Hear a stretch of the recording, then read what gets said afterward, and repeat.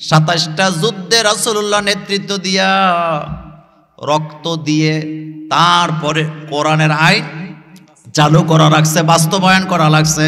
কিন্তু বর্তমান বাংলাদেশে কোরআনের আইন চালু করার জন্য এখন আর যুদ্ধও লাগবে না, তরবারিও লাগবে না, উহুদও লাগবে না, বদরও লাগবে না। শুধুমাত্র যদি আমরা আল্লাহর কোরআনের পক্ষের লোকদের কাছে যদি একটা শিল আমরা উপহার দিতে পারি, আল্লাহর কোরআনের আইন চালু হওয়ার সম্ভাবনা আছে না? না, কোনো মারামারি লাগবে? কোনো জেহাদ লাগবে? কোনো রক্তপাত লাগবে? শুধু একটা কি লাগবে বলেন? শুধু একটা কি লাগবে? রাস্তাটা সহজ করছে কে? এরপরও যদি না পারি, বুঝতে হবে আমার ঈমান ঠিক জায়গায় নাই। রাসূলুল্লাহকে প্রশ্ন করা হলো, ইয়া রাসূলুল্লাহ সাল্লাল্লাহু আলাইহি ওয়াসাল্লাম, মরা লাশ কি ব্যথা পায়? মরে যায় না মানুষ, লাশ পড়ে আছে। মেডিকেল সায়েন্স ব্যাখ্যা দিছে, এক একটা জিনিস একটা নির্দিষ্ট সময় পর্যন্ত জীবিত থাকে। মানুষটা মরার সাথে সাথে পুরো শরীরটা অকেজো হয়ে যায় না, তার চোখ দেখতে পায়, তার ব্রেনটাও কাজ করে।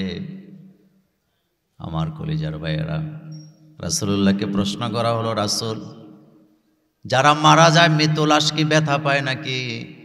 আল্লাহ নবী বললেন, হ্যাঁ, তোমাদের মতো তারাও ব্যথা পায়, কিন্তু তোমাদের আর তাদের মধ্যে পার্থক্য হলো তোমরা ব্যথা পাইলে বলতে পারো, কিন্তু তারা ব্যথা পাইলে বলতে পারে না। এই জন্য লাশের সাথে ভালো ব্যবহার করার দরকার আছে না? ইসলাম ধর্ম পাইছেন, শুকরিয়া করে শেষ করতে পারবেন না। চায়নার তিব্বতে একটা ধর্ম আছে, তাদের ধর্মের রীতি হলো, যখন কেউ মারা যায়, প্রিয়জন যখন মারা যায়, নদীর পাড়ে নিয়ে টাকশাল দিয়া কাইটা কাইটা লাশটাকে টুকরা টুকরা করে নদীতে ফেলে দেয়। অন্য অন্য ধর্মের মধ্যে আছে, কেউ আগুন দিয়া জ্বালায়, কেউ মাটিতে চাপা দেয়, কেউ হাত পা ভেঙে উল্টায়। আবার জাপানে বুদ্ধিস্ট যারা, তারা কারেন্টের শর্ট দিয়ে লাশটাকে গলায় ফেলে মোমের মতো।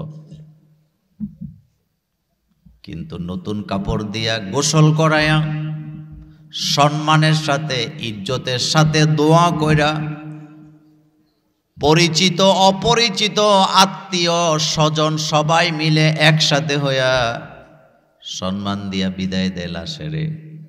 এটা শুধুমাত্র ইসলাম ধর্মেই আছে না? না, সম্মান কে দিছে? আল্লাহ। একটা ইহুদির লাশ নিয়ে যাওয়া হচ্ছে, রাসূলুল্লাহ দাঁড়ায় গেছে দেখে সাহাবায়ে কেরাম বললেন, ইয়া রাসূলুল্লাহ সাল্লাল্লাহু আলাইহি ওয়াসাল্লাম, এটা তো ইহুদির লাশ, এটা দেখে আপনি দাঁড়ায় গেলেন বিশ্ব নবী। আল্লাহর নবী বললেন, ও সাহাবারা শোনো, আমি তো ইহুদির লাশ দেখে দাঁড়াই নাই, আমি তো আদমের সন্তান দেখে দাঁড়িয়েছি, হোক সে ইহুদি কিন্তু আদমের সন্তান। আমার কথায় গিয়ে কষ্ট পাইয়েন না, কথাগুলা বোঝেন। কোরআন ছাড়া মানুষগুলাকে মানুষ বানানো যায় না। একটা মানুষকে যদি আপনি অরিজিনালি মানুষ বানাতে চান, তার নৈতিকতা যদি আপনি ঠিক করতে চান, কোরআন ছাড়া পারবেন না। এই জন্য দেখবেন মাদ্রাসার পরিবেশ আর ইউনিভার্সিটির পরিবেশ একরকম না। মাদ্রাসার পরিবেশে আপনি গেলে দেখবেন মাদ্রাসার ছাত্ররা এখনো উস্তাদরে জুতা পরায়া দেয়। উস্তাদ বাথরুমে গেলে মাদ্রাসার ছেলেরা এখনো বাথরুমটা পরিষ্কার করে পানিটা ঢাইলা দেয়, উস্তাদের টুপিটা ধুইয়া দেয়, উস্তাদের সামনে দিয়ে যায় না, নম্র হইয়া সালাম দেয়। কিন্তু ইউনিভার্সিটিতে আপনি দেখতে পাবেন, ইউনিভার্সিটির ছেলেরা সুযোগ পাইলে কোনো কথা অথবা ইস্যু পাইলে ওস্তাদের রুমের ভিতরে ঢুকায়া তালা মাইরা আগুনও লাগায়া দেয়। 2003 সাল, তখন আমি ভিক্টোরিয়া কলেজের ছাত্র, কুমিল্লা ভিক্টোরিয়াতে পড়ি। দোতলায় কলা ভবনে ক্লাস চলতেছে, নিচে গন্ডগোল, দৌড়দৌড়ি করে গেলাম ক্লাস বাদ দিয়া, যায় দেখি ওস্তাদকে ছাত্ররা পিটাইয়া মাটির মধ্যে শোয়ায় ফেলছে। মনোযোগ আছে আপনাদের? শোয়ায় ফেলছে। আমাদের যিনি হেড অফ দ্য ডিপার্টমেন্ট, আমরা তো ইসলামিক স্টাডিজের ছাত্র, আমাদের স্যার আমাদেরকে ডাক দিয়ে কয়, তামসা যায় লাভ নাই, যেই মানের টিচার সেই মানের ছাত্র। যেই শিক্ষকের নৈতিকতা থাকে না, তার ছাত্রদেরও নৈতিকতা থাকে না।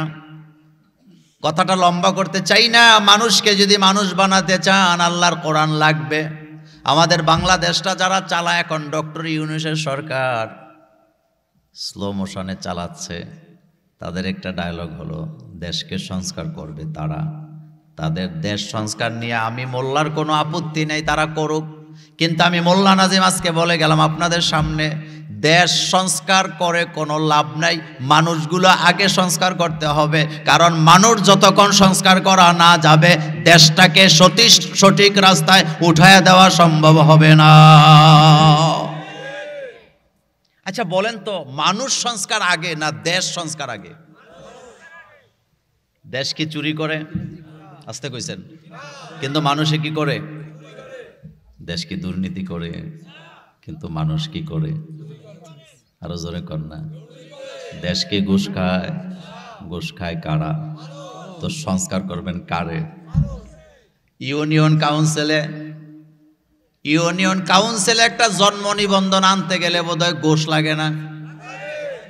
আপনাদের ইউনিয়নে লাগে না? এই ইউনিয়নের নাম কি?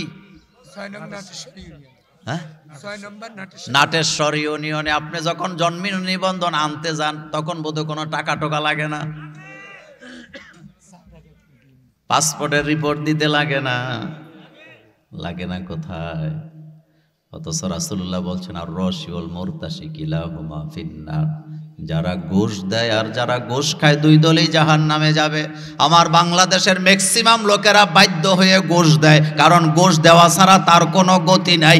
যেখানে যায় সেখানে ঘুষ দেওয়া লাগে। এই সিস্টেম ইউনিয়নেও আছে না? না,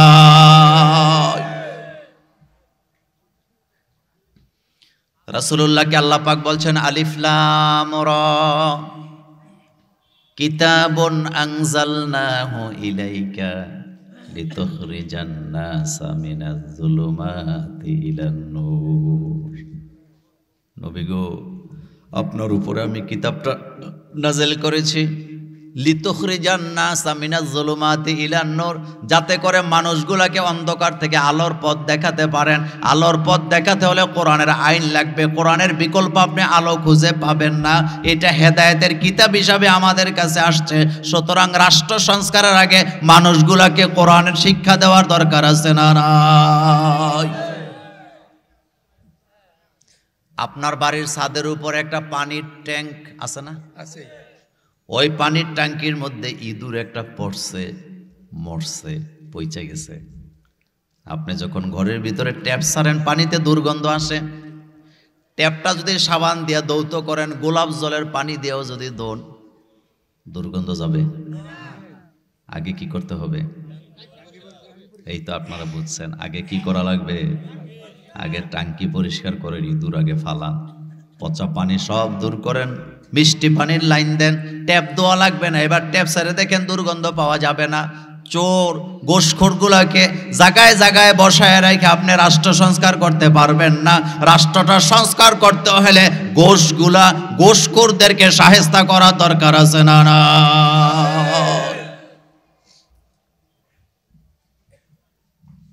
যারা ঘুষ খায় তাদের বিবেক বলতে কিচ্ছু থাকে না। একটা উদাহরণ দিয়ে আলোচনাটা করি। দেখেন, স্যার বসা আছে এখানে। একটা লোক যখন প্রথম অবস্থায় চাকরিতে ঢুকে, তার চাহিদা থাকে অনেক বেশি, কথা ঠিক না? নতুন বিয়ে করছে, বাচ্চা আছে, ছেলে মেয়ে লেখাপড়া করায়। এই লোকটা ঘুষ খায়।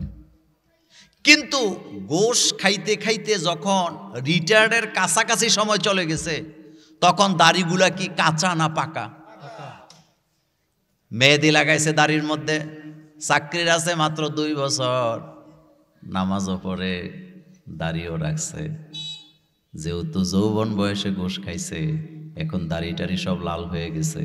এই অবস্থায় যখন পতিত হয়, তখন বোধহয় আর ঘুষ খায় না। কথা কর না কেন? কম খায় না বেশি খায়? কারণটা কি? কারণ হলো খাইতে খাইতে খাইতে খাইতে অভ্যাসে পরিণত হয়েছে। অভ্যাস সহজে দূর হয় না, কারণ একটা প্রবাদ আছে, মানুষ অভ্যাসের দাসত্ব করে। মানুষ কার দাসত্ব করে? অভ্যাসের দাসত্ব করে। এক ঘুষখোর ঘুষ খায়, সরকারের আমলা আর কি তা আছে মনে করেন সিলেটে, সরকারের কাছে খবর গেছে আপনার অমুক আমলা তো শুধু ঘুষ খায়, একটা কাজ করো তারে সিলেট থেকে বদলি করে দিনাজপুরে পাঠাও। তো দিনাজপুরে যখন দিছে, ঘুষ কি কমছে না বাড়ছে? ঘুষ খায়। কয় তাও তো খায়, কয় তাইলে রাঙ্গামাটি পাঠাও, তাও খায়। কয় তাইলে একটা কাজ করো নোয়াখালী পাঠাও। তো নোয়াখালী তো রয়্যাল ডিস্ট্রিক্ট নাকি, এনে টাকা পয়সা কম না বেশি? হেতে তো ঘুষ বাণিজ্য লাগাইছে। সরকারের কাছে খবর গেছে আপনার আমলা তো নোয়াখালীতেও ঘুষ খায়, কয় তাইলে কুমিল্লা পাঠা। তো কুমিল্লা তো টাকা আরো বেশি। এখন গভর্নমেন্ট বাধ্য হয়ে বলছে তারে যেহেতু ডিউটি দিলেই ঘুষ খায়, কোনো ডিউটি নাই, বুড়িগঙ্গা নদীর পারে চেয়ার একটা দিয়ে বসায় রাখ, কোনো কাজও করতে পারবে না, ঘুষও খাইতে পারবে না। মনোযোগ আছে আপনাদের? কোথায় বসাইছে? তো বুড়িগঙ্গা নদীর পারে আমলা চেয়ার একটা নিয়ে বসে আছে, 2 ঘন্টা যাবত টেনশনে আছে। ঘুষ খাইয়া অভ্যাস, না খাইয়া কি থাকতে পারি? নদীর দিকে তাকায়া হঠাৎ দেখে নদীতে মালবাহী নৌকা ট্রলার এগুলা চলে। কি চলে? নৌকা ট্রলার। ও কয়ে তো আমার জন্য গোল্ডেন অপরচুনিটি। হেতে নদীর ওই পারে একটা খোটা গেছে, আরেকটা এই পারে দিয়া রশি একটা লাগাইছে। কি লাগাইছে? রশি লাগাইছে, খুঁটে দিয়া। রশি যখন লাগাইছে, 2 দিকের নৌকা সব 2 দিকে আটকায় গেছে। নৌকাওয়ালারা চিল্লাইতেছে, বেটা রশি খুলো, আমরা মাল নিয়ে যাব এক জেলা থেকে আরেক জেলা। এতে ধমকি দিয়া কয়, বেটা আমি সরকারের লোক। আমি কার লোক? সান্দাবাজ, ঘুষখোর, দুর্নীতিবাজ, দুর্বৃত্তরা ডায়লগ একটাই, আমি সরকারের লোক। কথা কয় না? আমাদেরকে যে গায়েল করে তারা কি বললে করে? আমি এত আস্তে বললে হবে না, আমি সরকারের লোক। যখন বলছে তুমি রশি খুলো, আমি সরকারের লোক, সরকার আমাকে দায়িত্ব দিছে বুড়িগঙ্গা নদীর ঢেউ গণার জন্য। তোমরা আসলে গেলে আমি ঢেউ গণতে সমস্যা হয়, এই জন্য আমি ঢেউ গণি, তোরা বয়ে থাক। এখন যে নৌকা 500 দেয় হেডারে সাইরা দেয়, 200 দিলে সাইরা দেয়। ঘুষ এখন বাড়ছে না কমছে? সরকারের কাছে খবর গেছে আপনার আমলা তো বুড়িগঙ্গা নদীর পারেও ঘুষ খায়। সরকার বলতেছে বুড়িগঙ্গা নদীর পারে ঘুষ আসবে কিভাবে? এমনি এমনি আসে। সুতরাং যারা ঘুষখোর তাদের মানবতা বলতে কিছু নেই। আপনি যেখানে তাকে দিবেন, বাইতুল মোকাররমের ডিজিও যদি বানার, বাইতুল মোকাররম বিক্রি করে খাবে, তারপরও তার চরিত্র ভালো হওয়ার সম্ভাবনা নাই। আর এই মানুষগুলাকে চরিত্রবান বানাইতে হলে কি লাগবে? কোরআন। আমার কলেজের ভাইয়ের, আমার কথাটা আপনি রাজনীতিভাবে নিয়েন না, কথাটা আগে বুঝেন। ঘুষ বন্ধ হোক আপনারা কি চান? চুরি বন্ধ হোক আপনারা কি চান? তো আল্লাহ বলছে আস-সারিকু ওয়াস-সারিকাতু ফাকতাউ আইদিয়াহুমা। চোর যদি চুরি করে, হোক সেটা চোর, হোক সেটা চুন্নি। চুন্নি কয় না? আপনি তো ঘুমান। কি বলে? চোর। এটা কি মোল্লার কথা না আল্লাহর কথা? আস-সারিকু ওয়াস-সারিকাতু। সারিকু মানে চোর, সারিকাতুন মানে চুন্নি। একটা মুজাক্কার আর একটা মুয়ান্নাস। আল্লাহ কয় যদি চোর ধরা পড়ে, হোক সেটা পুরুষ, হোক সেটা নারী, উভয়ের হাত কেটে দাও। এখন আপনাদের কাছে আমার একটা প্রশ্ন, বাংলাদেশে যদি এই আইন চালু হয়, চোরের হাত কাটার আইন, আপনাদের কোনো সমস্যা আছে? আমারও নাই। স্যারের আছে? নাই। এবার বুঝে তো যাদের নাই, বোঝা যাবে তারা চুরি করে না। কিন্তু মুসলমানের ঘরে হওয়ার পরেও যদি আল্লাহর কোরআনের হাত কাটার আইন অপছন্দ করে, না চায়, তাইলে বুঝতে হবে রোগ আছে। হয় সে নিজে চোর, অথবা সে চোরের খালতো ভাই, মামতো ভাই। নতুবা আপনার সমস্যা কোথায় কোরআনের আইন চালু হইলে? আমার তো সমস্যা নাই, কারণ আমি চুরিও করি না, আমার হাত হারাবার কোনো ভয় আমার। চোরের মনে পুলিশ পুলিশ পুলিশ। এই পয়েন্টটা শেষ করব এখানে এইভাবে করে। রাসূলুল্লাহ সাল্লাল্লাহু আলাইহি ওয়াসাল্লাম কোরআনের আইন চালু করার জন্য ২৭টা যুদ্ধে নেতৃত্বে দেওয়া লাগছে। কয়টা? আল্লাহ রাসূল তায়েফের জমিনে রক্ত দিছে দিন কায়েমের জন্য। বদরে উহুদে রক্ত দেওয়া লাগছে। ২৭টা যুদ্ধে রাসূলুল্লাহ নেতৃত্ব দিয়া রক্ত দিয়ে তারপরে কোরআনের আইন চালু করা লাগছে, বাস্তবায়ন করা লাগছে। কিন্তু বর্তমান বাংলাদেশে কোরআনের আইন চালু করার জন্য এখন আর যুদ্ধও লাগবে না, তরবারিও লাগবে না, উহুদও লাগবে না, বদরও লাগবে না। শুধুমাত্র যদি আমরা আল্লাহর কোরআনের পক্ষের লোকদের কাছে যদি একটা শিল আমরা উপহার দিতে পারি, আল্লাহর কোরআনের আইন চালু হওয়ার সম্ভাবনা আছে না? না,